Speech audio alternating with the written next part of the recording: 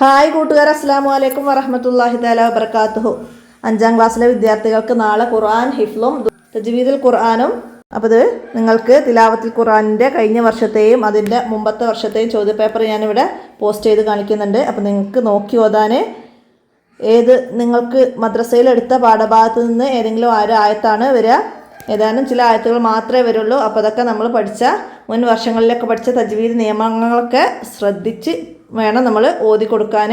പിന്നെ നമുക്ക് ഹിഫ്ലിന് യാസീനാണ് മെയിനായിട്ട്. പിന്നെ ആയത്തുൽ കുർസി, ആമന റസൂൽ, പിന്നെ ഹദ്ദാദ് റാത്തീബിൽ നിന്നുള്ള കുറച്ച് ലഫ്ലുകളും നമ്മൾ തജ്വീദിൻ്റെ അവസാനത്തിൽ പഠിക്കുന്നുണ്ട്. ആ ആയത്തുകളൊക്കെ പഠിക്കണം. പിന്നെ നമ്മളെ ദുആ ഉണ്ട് നിസ്കാരത്തിന് ശേഷമുള്ള.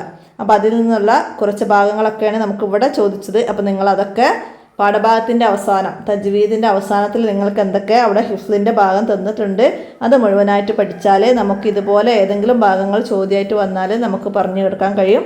അപ്പോൾ എല്ലാവരും മനസ്സിലാക്കി പഠിക്കുക, ഉപകാരപ്പെടുത്തുക, കൂട്ടുകാർക്കൊക്കെ വീഡിയോ ഷെയർ ചെയ്ത് കൊടുക്കുക. അപ്പോൾ നമ്മളെ ലിങ്ക് വീഡിയോ